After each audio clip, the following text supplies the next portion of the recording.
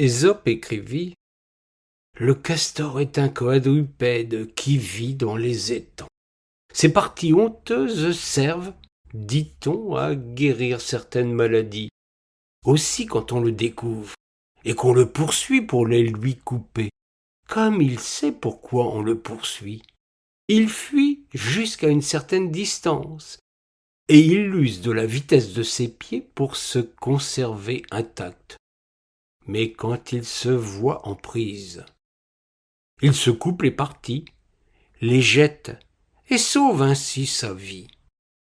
Parmi les hommes aussi, ceux-là sont sages qui, attaqués à cause de leur richesse, les sacrifient pour ne pas risquer leur vie.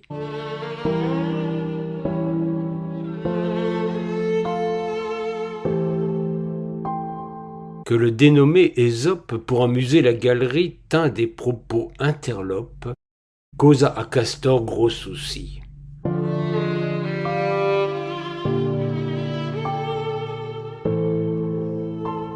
Par un mensonge éhonté, l'illustre fabuliste grec s'octroya bien des privautés qui mirent l'animal en échec.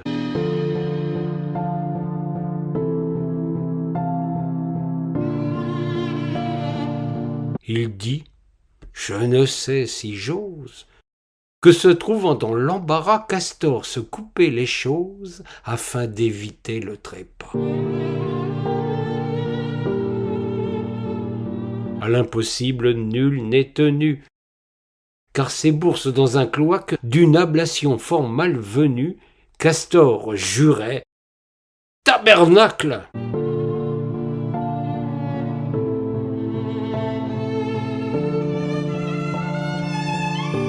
L'opération supposée devait rendre plus viril quelques personnages indisposés par ceux qui pend sous leur nombril la dimension de sa queue. Telle la corne du rhinocéros faisait beaucoup trop d'envieux parmi les hommes et leurs gosses.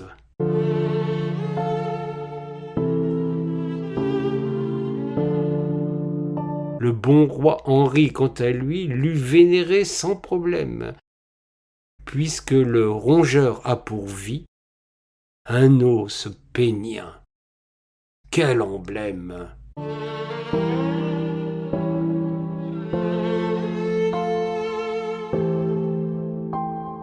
La Fontaine retint la leçon, jamais n'évoqua l'animal, quoiqu'il écrivît sans façon de libertines annales.